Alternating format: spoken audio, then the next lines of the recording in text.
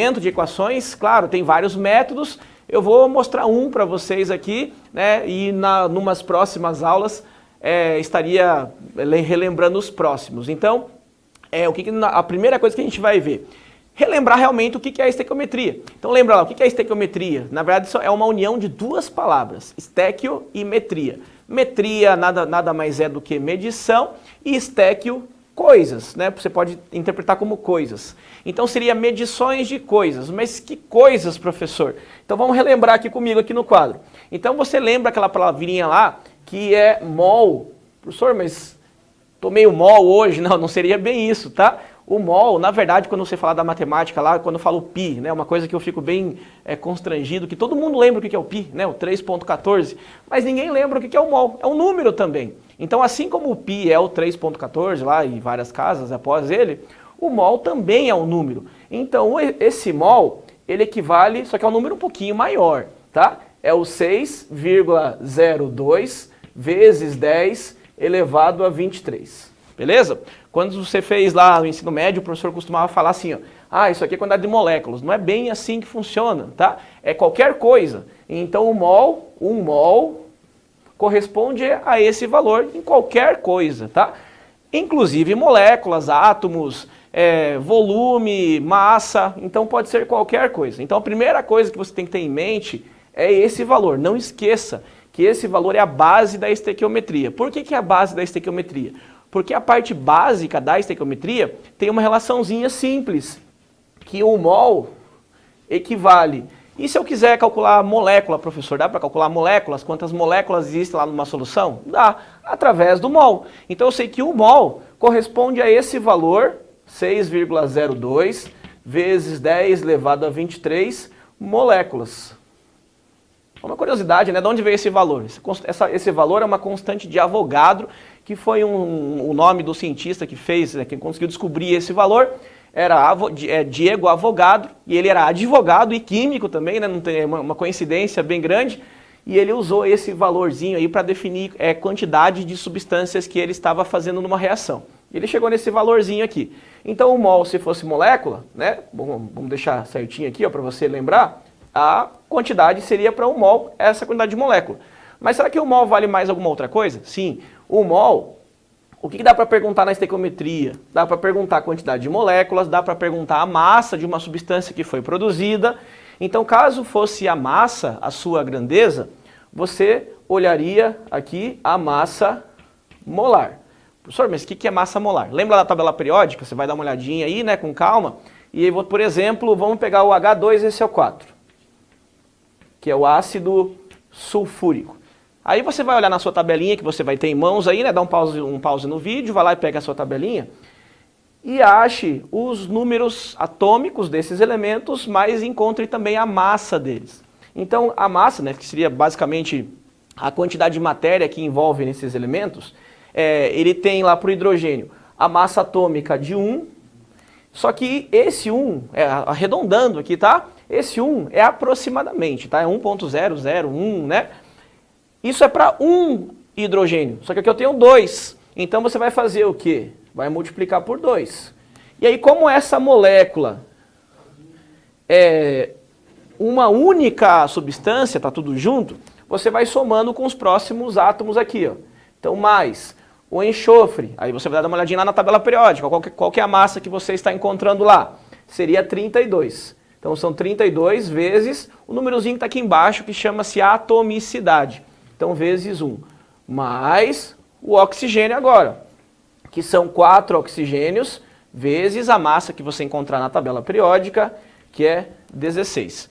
E aí você vai multiplicar tudo, colocar um sinalzinho aqui, seguir o padrão. Você vai fazer as multiplicações e depois a soma, e você vai encontrar que a massa molar do ácido sulfúrico seria 98 e a unidade é gramas por mol. Então, se fosse a massa sendo perguntada, você usaria essa continha aqui, né? Primeiramente, para achar a massa conforme a substância que você tenha, tá? Só vamos apagar aqui para não confundir vocês aí nas escritas.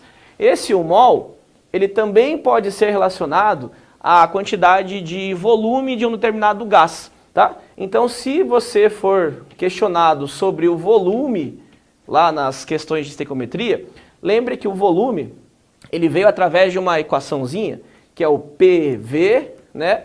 Pressão, volume, N, que é o número de mols, inclusive é o que nós estamos vendo aqui, o R, que é a constante universal dos gases, vezes o T, que seria a temperatura. Então, usaria essa formulazinha, isolaria o V, ou seja, o número de mols vezes a constante, vezes a temperatura, dividido pela pressão, sairia o valor que você usaria aqui. Só que existe uma condição que é chamada de CNTP, que é condição normal de temperatura e pressão. Qual condição que seria essa? A temperatura seria 0 graus Celsius, ou lembra lá da física, transformando para Kelvin, aproximadamente 273 Kelvin. 273,15, né? Mas aproximadamente 273. E a sua pressão, uma atmosfera, né? Que seria lá os 760 milímetros de mercúrio, que é equivalente. Se você pegar esses dois dados e aplicar na formulazinha para 1 mol, você vai encontrar que o volume, simplesmente substituindo aqui, né? Então a pressão, 1 atm, o volume, não sei, é isso que eu estou querendo calcular. O número de mols, vou usar 1 aqui, ó, que eu estou fazendo a relação para 1 mol. A constante universal dos gases, aqui geralmente ele é informado em livros, em tabelas, mas quando a sua pressão é 1 atm, essa constante é 0,082. E essa temperatura, caso eu utilize essa constante, a temperatura precisa estar em Kelvin, ou seja, usaria o 273 aqui. Substituindo esses dados, isolando V, você encontraria o volume de 22, aproximadamente 22,4, e a unidade desse volume seria litros. Então, quando você tem um gás nessas condições, né, qualquer gás, de acordo com uma lei, ele vai ter o mesmo volume, independente do gás que você tenha, que é 22,4. E uma última coisa que pode ser perguntado, né, um último questionamento, seria a quantidade de moléculas que daria para calcular também. Você vai usar o mesmo, átomos. Você vai usar o mesmo valor das moléculas, que é o, só vou apagar aqui, ó, o CNTP para você não confundir, deixar só as constantes aqui, ó. Então, se fosse átomos, o questionamento do seu exercício, você usaria 6,02 vezes 10 elevado a 23. Mesma constante de Avogadro. A única diferença é que o átomo, só vamos colocar novamente aqui o ácido sulfúrico como nosso exemplo, se eu quisesse calcular a quantidade de átomos de hidrogênio, então esse valor aqui seria multiplicado por 2, né, que seria a quantidade de hidrogênio somente. E se eu quisesse de enxofre, professor? Esse valor seria multiplicado por 1, que é o valor que está aqui embaixo da quantidade do enxofre. E se eu quisesse o oxigênio? Aí esse valor seria multiplicado por 4. Aí se eu quisesse de átomos totais, daí era só somar. 4 mais 1, 5, mais 2, 7, multiplicaria por 7, seria a quantidade de átomos total. Então isso aqui aparece um X, que na verdade é a quantidade de elementos que você tem conforme o elemento que é pedido lá no teu exercício de estequiometria. E isso aqui seria a quantidade de átomos. Beleza? Então esse é o primeiro ponto que você precisa relembrar para conseguir fazer qualquer tipo de estequiometria. Estequiometria é muito fácil, é uma regrinha de 3, sendo que a primeira linha da regra de 3 vai ser alguma dessas aqui, certo? Então simplesmente pega lá o dado do enunciado, substitui por alguns dados que você tem aqui e e monta a sua regrinha de 3, tranquilo? Nos próximos vídeos a gente vai estar fazendo alguns exercícios para você colocar isso em prática. Isso aí. Quer gravar mais algum aí, Jorge? Não? Então... Oi?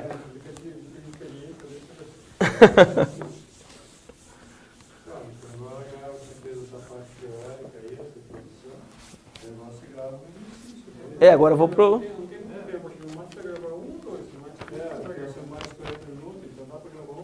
Uns dois. Dá pra fazer uns dois, pegar os dados aqui e colocar aqui. Esses dados que eu coloquei depois, tu vai ter que dar aquela pensada que eu falei, ó. Dá uma olhada no enunciado e tal, né? Vamos ver se tu consegue daí, na hora da edição, colocar na edição.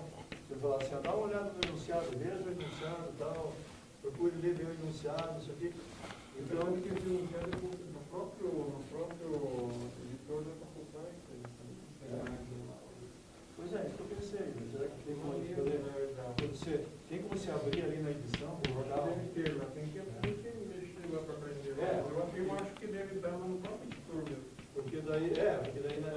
ou eu posso falar a aula que está postado isso, né? Na aula 1 da Química Geral, lá tem a lista postada, a lista 1. Não sei também se... É bom também o pegar na hora, né? Fica mais fácil para ele entender, né? Você pode colocar, falar isso também não tem problema. Assim é bom colocar, porque o cara vai, às vezes os caras não acessam a aula, mas ele vai assistir o vídeo e ele vai ver, opa, tá, o enunciado está aqui. Tá aqui. Lá também, né? Aí tem aquele que o cara, ele vai dar uma verificada, ver se realmente o que você falou é verdade. Você tá, ele vai querer olhar a lista para ver. Exato, vai dizer, o cara tá dando migué na gente, tá lá, mas não está, né?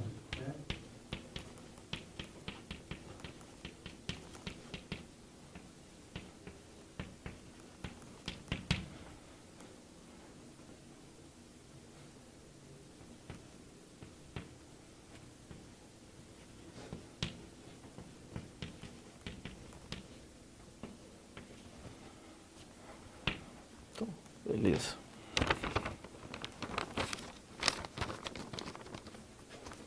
Aqui, né, para ele poder ver. Aqui eu estou sumindo. Aqui. Tudo bem? Tudo bem. Isso aí, pessoal. Então, como prometido a vocês, né, vamos resolver alguns exercícios aí. Isso aí vai estar postado para vocês lá na disciplina de Química Geral, na aula 1, que fala sobre aí os conceitos relacionados à estequiometria. Você vai poder ver a sua listinha, mas já acompanha aí também ao vivo aí, né, mais ou menos ao vivo, no momento certo, a sua listinha. Então eu só vou ler aqui o enunciado, mas acompanha aí com você. Então diz assim, no Japão, um movimento nacional para a promoção da luta contra o aquecimento global leva o seguinte slogan: uma pessoa, um dia. Então só vamos anotar isso aí que é importante.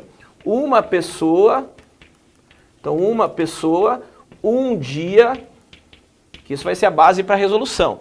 Um dia, 1 quilograma de CO2 a menos. Então isso aqui vai ser o nosso guia, tá?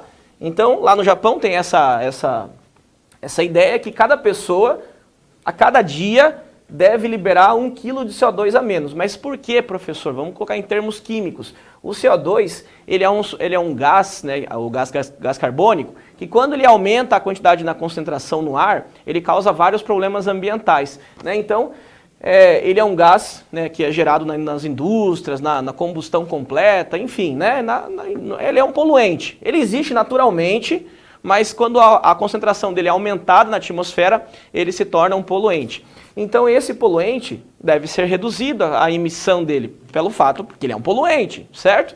Então existe esse slogan lá: uma pessoa, um dia, 1 quilograma de CO2 a menos, ou seja, para proteger o meio ambiente. Então vamos ler ali. Então a ideia é que cada pessoa reduzir em 1 quilograma a quantidade de CO2 emitida todo dia, por meio de pequenos gestos ecológicos, como diminuir a queima do gás de cozinha, por exemplo. Agora a parte importante. Considerando um processo de combustão completa, eu escrevi aqui, a combustão completa do butano. Onde que você encontra o butano? Lá no botijão de gás da sua casa, certo? Ele é o processo, né, que ele é o gás, um dos gases, tem outros, tá? Mas ele é um dos gases que compõe o botijão lá da sua casa. Então, se eu simplesmente diminuir essa combustão, consequentemente, eu vou poluir menos. Tá, professor, mas da onde que butano tem a ver com CO2? Aí a palavrinha-chave é essa: combustão completa. Toda reação de combustão é pegar fogo, tá? Você precisa do que para pegar fogo? De oxigênio. Então, nada mais é do que uma reação de oxidação. Você vai pegar esse butano, que é o C4H10, vai reagir ele, você representa como mais, com oxigênio gasoso, e se a combustão for completa, e o enunciado pediu para nós fazermos a combustão completa, sempre vai ser o mesmo produto. Vai ser CO2, aqui apareceu o CO2 que o enunciado está perguntando, mais água. Então essa é a reação da combustão completa do butano, certo? Só que tem um probleminha nessa reação aí. Lembra da lei de Lavoisier, que fala que a massa dos reagentes deve ser igual à massa dos produtos? Também é uma lei usada na estequiometria. Se você olhar nos reagentes, é o que está à esquerda da sua setinha, você tem 4 carbonos. Para ter a mesma massa, lá no produto, que é à direita, você tem que ter 4 carbonos. E aqui você só tem 1. Então a quantidade não está certa. Eu preciso igualar as quantidades dos dois lados. Então o que você vai fazer? Vai fazer um balanceamento de equações. Esse 1 carbono aqui, ó, eu preciso fazer aparecer 4. Então é só você pensar, o número aqui embaixo que não aparece é 1. 1 vezes quanto? Bem difícil essa conta. 1 vezes quanto dá o 4? 4. E aí você coloca na frente da molécula como um todo. Então 4 vezes 1, 4 carbonos que está aqui. Qual que é o problema? Que esse 4 que eu coloquei na frente da molécula, ele influencia o oxigênio também. Então eu tinha 2 oxigênios, vezes 4, eu tenho 8. Tá? Mas vamos balanceando na ordem. Então qual que é a ordem que você vai balancear? A primeira substância que você faz o balanceamento são metais. Como é que você sabe que é um metal? Faz a distribuição eletrônica, camada de valência, né? Você viu esse fundamento de química. Se tiver 1, 2 ou 3 elétrons na camada de valência, é um metal. Se tiver 4, 5, 6 ou 7 elétrons na camada de valência, ele é um ametal, certo? Então aí simplesmente você segue a ordem. Ó. Metal não tem nenhum, ametal não tem nenhum. Aí vai para o carbono, por isso que eu comecei para o carbono, tá? Aí depois vai para o hidrogênio. Então o hidrogênio aqui, ó, você tem 2 desse lado e desse lado você tem 10. Eu tenho que fazer esse aqui virar 10 ou aquele lá virar 2. Fica mais fácil mexer nesse aqui, ó. Então 2 vezes 5, sempre na frente da molécula. 2 vezes 5 dá os 10 hidrogênios que está aqui. Mas como eu falei, esse 5 influencia o hidrogênio, mas ele também influencia o oxigênio. O oxigênio vai ser a última coisa que eu coloco, tá? A última substância a ser balanceada sempre. Nunca comece pelo oxigênio, que é o mais difícil. Então você vai colocar aqui, ó, 4 vezes 2, 8 oxigênios. Então vamos ver quantos oxigênios que eu tenho no produto. 5 vezes 1, 5 oxigênios. E aí faz a continha lá, 8, 9, 10, 11, 12, 13, né? Você vai ter somando aqui, ó, no total, 13 oxigênios. E desse lado você tem 2. Então qual o número que multiplicado por 2 dá 13? Faz uma continha no cantinho aqui, ó. Qual o número que multiplicado por 2 é igual a 13? Então eu passo 2 dividindo, então fica 13 sobre 2. E esse valor você coloca aqui, ó. 13 sobre 2. E esse que eu não fiz nada, você pode usar o número 1. Beleza? Então toda a estequiometria você começa pelo balanceamento, senão você não consegue resolver, tá? Agora a próxima parte, só pegar o númerozinho aqui embaixo, a próxima parte é você pegar o que o enunciado está te falando. Lembra que eu falei que é uma regra de 3. Então você tem 1, 2, 3, 4 substâncias. Você não vai usar as 4, você vai usar 2 delas. Aí novamente a gente precisa voltar para o enunciado. Então vamos ver aonde que tem dado. Então ele diz assim, ó, 1 kg de CO2. Então aqui, ó, você tem um dado. Dado do quê? Lembra da primeira aulinha da parte básica? Quilograma é a unidade do quê? De massa. Então o CO2, eu estou falando sobre massa. Então vamos colocar aqui só para você lembrar. Qual que é a outra substância que eu vou usar? Olha lá no enunciado. Ele diz qual que é a quantidade deste gás que o japonês deve deixar de queimar. Qual gás? Se você ler o enunciado, você vai ver que ele está falando desse aqui, né? Ó, porque o butano, que é o gás, é o C4H10. Então esse aqui, quantidade, se você olhar o próprio enunciado, está tudo em quilograma. Quilograma é a unidade de massa também. Então a minha relação estequiométrica vai ser o butano, que é esse aqui, ó, com o gás carbônico, que é esse aqui. A partir desse momento, eu não preciso mais olhar para o oxigênio, porque eu já usei ele para balancear. E não preciso olhar para a água, não precisa mais. Então a sua regrinha de 3 vai ser os dados do butano e os dados do CO2. Quando a sua grandeza for massa, lembra lá a primeira aulinha, o que eu preciso? A massa molar. Massa molar, dá uma relembradinha lá no vídeo anterior e veja como é que eu expliquei. Vai ser a mesma coisa. 4 carbonos vezes 12, que é a massa do carbono, da tabela periódica, mais 10 hidrogênios vezes 1. Vai somar isso aqui, já tem o resultadinho aqui, ó, vai dar 58. Então você coloca lá, massa molar dele é 58. Vezes o valor do balanceamento. Por isso que eu precisei balancear antes, tá? Que é sempre o balanceamento vezes alguma coisa. E aí eu vou lá para o outro lado, lá para o CO2. Como é massa, mesma coisa. Valor do balanceamento vezes a massa molar do CO2. Só apagar esse 1 aqui, que esse 1 não precisa ser escrito. Então vai ser 2 vezes 16, que é a massa do oxigênio, lá da tabela periódica, mais o carbono, que é 12. Vai somar isso, vai dar 44. Montei a primeira linha. Agora vamos para a segunda linha da minha regrinha de 3. Então a minha pergunta, qual a quantidade mínima de butano? É a minha pergunta. O butano está aqui, ó, não sei. Então vamos chamar de M isso aqui, ó, que eu não sei a massa do butano. Só que eu sei a quantidade de CO2. A quantidade de CO2 ó, é 1 kg. Cuidado com o seguinte, unidade de massa molar é em grama por mol. Então aqui eu vou usar em gramas também para ficar mais fácil. E aí, como é que eu faço para transformar quilograma em grama? Lembra lá? É sim, isso, é só multiplicar por 1000. Então 1 vezes 1000, você vai usar o 1000 aqui, ó. E aí, regrinha de 3, bem simples, né? Ó, esse aqui multiplica por esse e esse multiplica por esse. Então vai ter aqui, ó, vamos continuar aqui do ladinho. Então a massa de butano vai ser 1000 vezes 58, então 1000 vezes 58 dividido por 4 vezes 44, né, que vai estar multiplicando por m, então ele fica aqui embaixo, 4 vezes 44.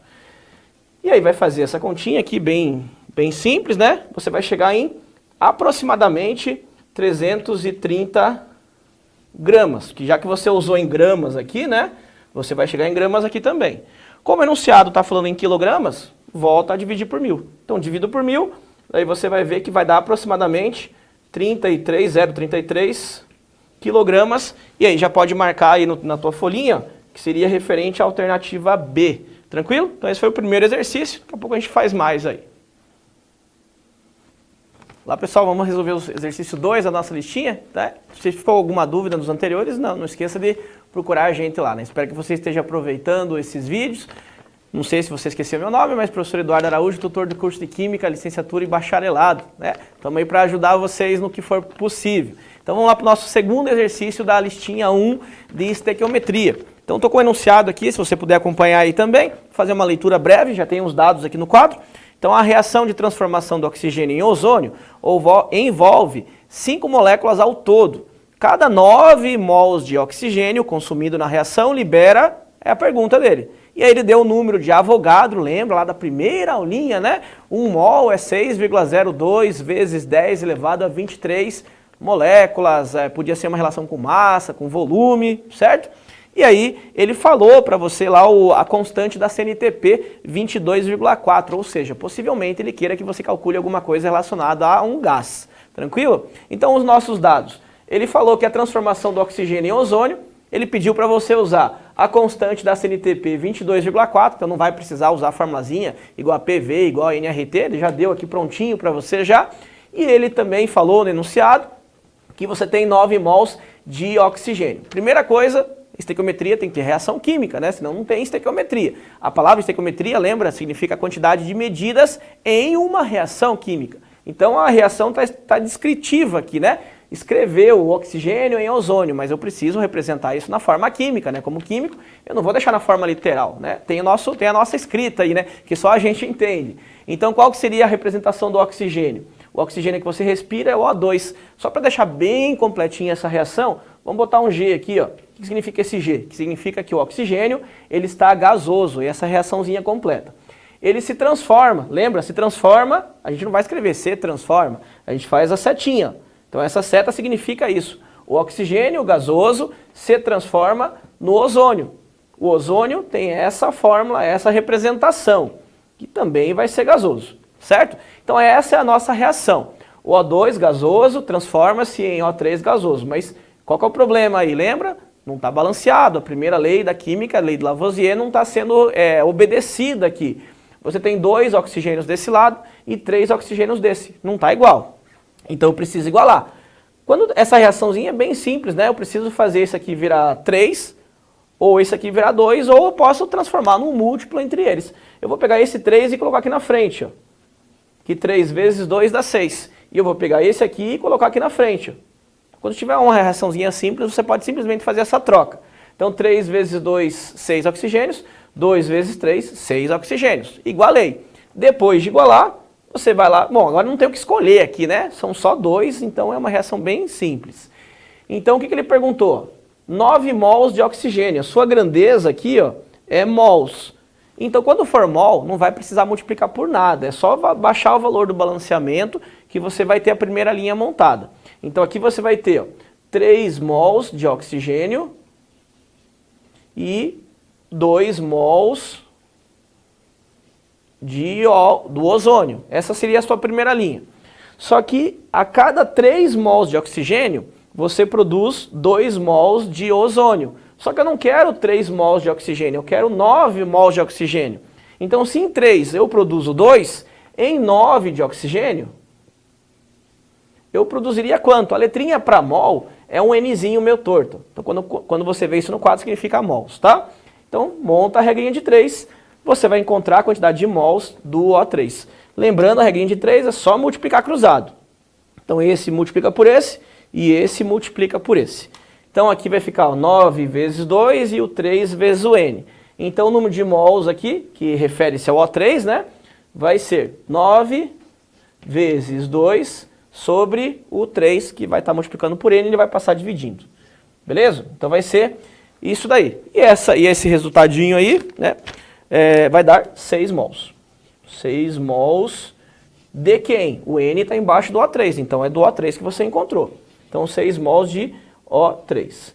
Professor, mas não foi isso que ele perguntou, né? Ele perguntou a relação do volume, se você ler ali, né, no enunciado. Na verdade, ele perguntou várias coisas. No item A lá, ó, ele falou mols, não é 45, né? São 6, já exclui o item A. O item B, 96 gramas por mol de ozônio. Gramas por mol, lembra, é a unidade de massa molar. Massa molar do O3 não vai ser 96, né? E até pelo fato, isso aqui não corresponde a 96, tá certo? Então, isso está completamente errado. 134,4 litros de ozônio. Litros tem a ver com o volume. Então, como o dado foi dado... Como a informação no enunciado falou de volume, possivelmente, né, você tem uma grande chance de ser essa resposta, mas vamos provar. Então é só transformar esse mol em volume para ver se corresponde ao que ele está falando. Então lembra lá da primeira aulinha? O mol corresponde ao volume de 22,4 litros, né, que é o enunciado te informou isso, caso você não lembrasse. Então o mol corresponde a 22,4. Só que eu não tenho 1 mol, eu tenho 6 mols. Então, mais uma regrinha de 3. Então, 6 mols, qual seria o volume do O3 produzido? Para ver se o que ele está falando ali é verdadeiro ou não. Então, aqui o volume do O3, do ozônio, vai ser 6 vezes 22,4. Então, 6 vezes 22,4 sobre o 1. Então, é só fazer a multiplicaçãozinha ali, né, que dividir por 1. Não vai mudar, não vai afetar o valor. E essa continha aí eu já fiz para você, dá 134,4 litros. Não esqueça das unidades, tá, pessoal? Em química a gente é bem chato assim na parte de correção e tudo mais em relação à unidade. Botar 134,4 o quê, né? Litros, grama, molécula, o quê? Então sempre na química se habitue a colocar as unidades, tá? Muitos estudos de caso e tudo mais são respondidos simplesmente por você prestar atenção na unidade. Então a unidade fala muita coisa pra gente em química, tá? Então não deixe de colocar as unidades. Então seria 134,4 litros de O3, que é justamente o que o enunciado, né, o que o exercício está falando aí, que seria, então, como resposta a opção C. Beleza, galera? Então é bem importante você estar se apropriando desses conhecimentos, porque isso aqui é um assunto que não cai. Ele despenca no ENAD, tá? Então, você tem que entender esse conceito, que eu tenho certeza absoluta que você vai ter uma avaliação um pouquinho mais aprofundada no ENAD, não é tão simples assim, tá? Então, a gente começou a parte simples para você se apropriar do conhecimento, mas não deixe de entender essa parte básica e em aulas posteriores a gente vai aprofundando um pouquinho mais conforme o curso for andando. Tranquilo, galera? Então, por hoje é isso.